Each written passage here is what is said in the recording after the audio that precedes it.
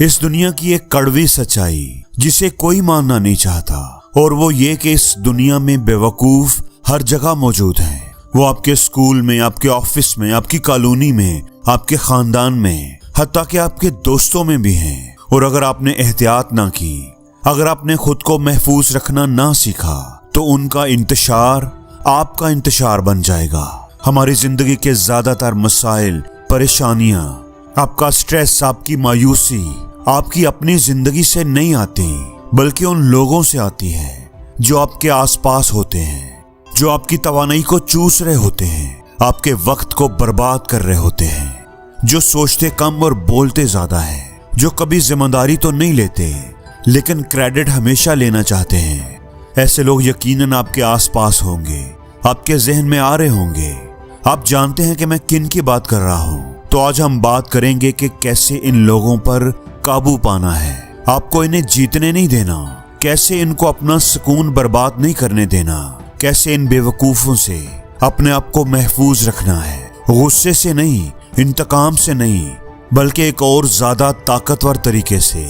याद रखें, बेवकूफ आपको सिर्फ उसी वक्त नुकसान पहुंचा सकते हैं जब आप उन्हें इजाजत देते हैं। बेवकूफ मच्छरों की तरह होते हैं, बिला वजह तंग करने वाले, बुन बनाने वाले, खून चूसने वाले। ये हमेशा उस वक्त आ जाते हैं जब आपको उनकी सबसे कम जरूरत हो। लेकिन हकीकत ये है कि आप मच्छरों को खत्म नहीं कर सकते, लेकिन आप अपना बचाव कर सकते हैं। आप मच्छर भगाने वाली दवा लगा सकते हैं, आप अपनी खिड़की बंद कर सकते हैं, हर कांटे पर खारिश करना छोड़ सकते हैं। बेवकूफों के साथ भी यही है, वो खत्म नहीं होंगे, लेकिन आप उनको इजाजत ना दें कि वो आपकी तवानाई को चूसते रहें। बेवकूफ सिर्फ आपका वक्त ही जाया नहीं करते, वो आपकी सोच को भी मुतासर करते हैं। आप शिकायत करने वालों के साथ वक्त गुजारें तो आप भी शिकायत करने लगेंगे। आप लापरवाह लोगों को सुने तो आप भी लापरवाह हो जाएंगे। दोस्तों, बेवकूफी धुएं की तरह फैलती है। शुरू में शायद आपको अंदाजा ना हो, मगर जल्द ही आप खांसने लगते हैं, जल्दी आपका दिमाग धुंधला हो जाता है, जल्द ही आप वो गलतियां दोहराने लगते हैं जिनसे बचने का आपने वादा किया था। इसलिए अपने आप को महफूज रखना कोई ऑप्शन नहीं, बल्कि यह आपकी जिंदगी की बका है। तो पहला असूल है, बेवकूफों से बहस ना करें, क्योंकि जैसे ही आप उनसे बहस करते हैं आप पहले ही हार जाते हैं।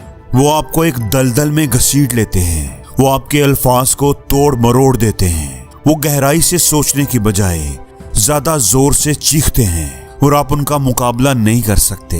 ये ऐसे ही है जैसे आप कबूतर के साथ शतरंज खेल रहे हों। चाहे आप कितने ही अच्छी चालें क्यों ना चलें, कितने ही अच्छे जाल बिछा लें, चाहे आप कितने ही ज़हीन क्यों ना हो, कबूतर बस मोहरे गिरा देगा, बोर्ड पर गंदगी कर देगा और ऐसे अकड़ कर चलेगा जैसे वो जीत गया। तो फिर आप क्या करेंगे? आप बस मुंह उठाकर उसे देखते रहेंगे। इसलिए आप कभी भी कीचड़ में ना उतरें, बुलंद हो जाएं, मुस्कुराएं, पीछे हट जाएं, अपनी तवानाई को बचाएं।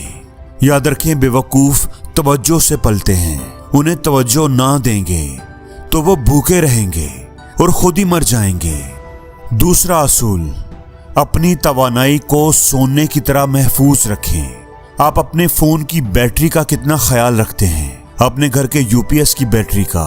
आप कभी एक्स्ट्रा पंखे नहीं चलाते, गैर जरूरी लाइट्स को बंद रखते हैं। दोस्तों, इसी तरह आपकी तवानाई, आपकी तवज्जो सोने की तरह है और हर बेवकूफ उसमें अपना हिस्सा चाहता है।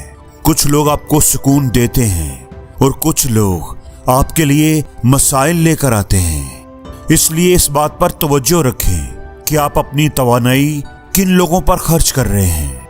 क्या वो लोग जो मुझे फायदा देते हैं, या वो जो मेरा खून चूसते हैं? दोस्तों, बेवकूफों पर अपनी एनर्जी जाया करके आप अपनी ही तरक्की के चोर बन जाते हैं। इसलिए अपनी बाउंड्रीज को तय करें। अपनी एनर्जी, अपने टाइम, अपनी तवज्जो को सोच समझ कर खर्च करें। बेकार, फजूल, बेवकूफ लोगों पर अपनी एनर्जी जाया ना करें। दोस्तों, अपनी बाउंड्रीज को सेट करना बेअदबी नहीं होता, बल्कि जरूरी होता है।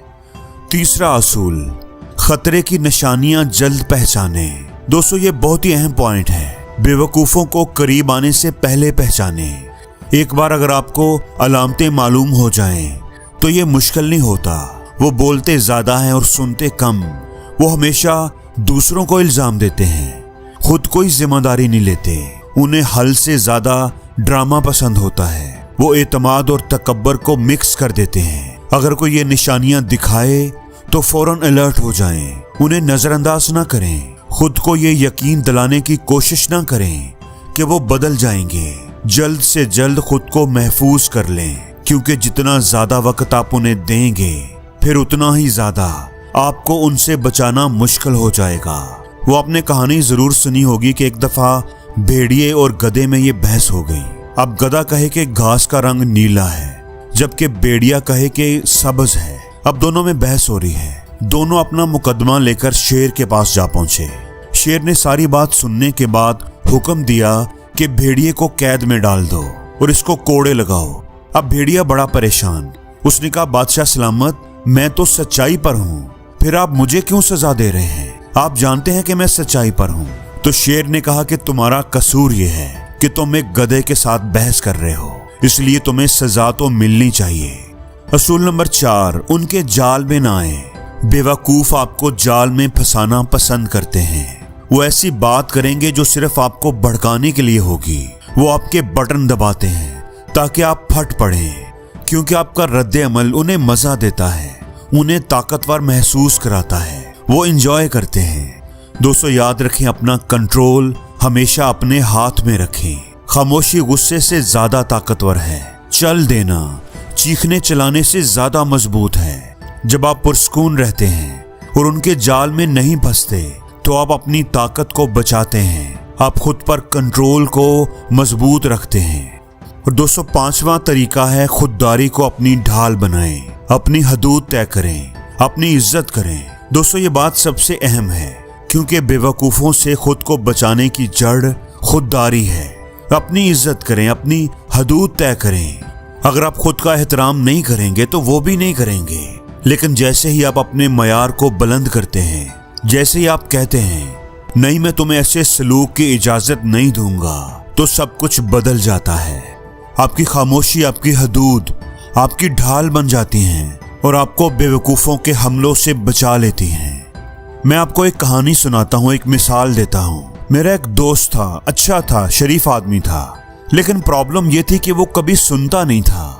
मैं जब भी किसी मौजू पर कोई बात करता, अपनी कोई राय देता, तो वो अपनी बेहतर राय से मेरी बात को काट देता, मेरी राय को मुस्तरद कर देता। जब भी वो मुझे मिलता, हर बार किसी न किसी फजूल बहस में घसीट लेता, मुझे ज़हनी तौर पर उलझा देता, थका देता। जब भी उसकी जिंदगी में कुछ गलत होता, तो कसूर हमेशा दूसरों का होता। मैं समझता था कि एक अच्छा दोस्त बनकर साथ रहना ही सही है, मगर हकीकत ये थी कि वो मेरी एनर्जी को चूस रहा था, मेरी तवज्जो, मेरे टाइम को बर्बाद कर रहा था। फिर एक दिन मैंने फैसला किया, मैंने बस रोक दिया, हर कॉल को उठाना छोड़ दिया, ना कहना सीख लिया, अपना सुकून मुफ्त में बांटना बंद कर दिया और मेरी जिंदगी पुरसकून हो गई, साफ हो गई, बेहतर हो गई। कभी कभार बेवकूफों से खुद को बचाने का मतलब ये नहीं होता कि उन्हें मुकम्मल तौर पर काट दें, बल्कि ये कि उनके असर को काट दें। अगर आप अपनी जिंदगी में मौजूद खून चूसने वाले बेवकूफ लोगों की पहचान करना चाहते हैं, तो मैं आपके साथ एक टेस्ट शेयर करता हूँ। बेवकूफ़ी का टेस्ट बहुत ही आसान है, इसको आज ही आजमा कर देखें। किसी के साथ वक्त गुजारने के बाद खुद से ये सवाल करें, क्या मैं खुद को हल्का महसूस करता हूँ या बोझल? क्या मेरा जहन क्लियर हो गया है या उलझ गया है? क्या मैं इंस्पायर हुआ हूँ या थक गया हूँ? क्या मैं खुद को पुरएतमाद, वैल्यूएबल महसूस कर रहा हूँ या खुद को छोटा महसूस कर रहा हूँ? क्या मैं खुद को पुरएतमाद, वैल्यूएबल महसूस करता हूँ या खुद को छोटा महसूस करता हूँ? दोस्तों आपका जिस्म सच्चाई को दिमाग से पहले जान लेता है, उस पर भरोसा करें।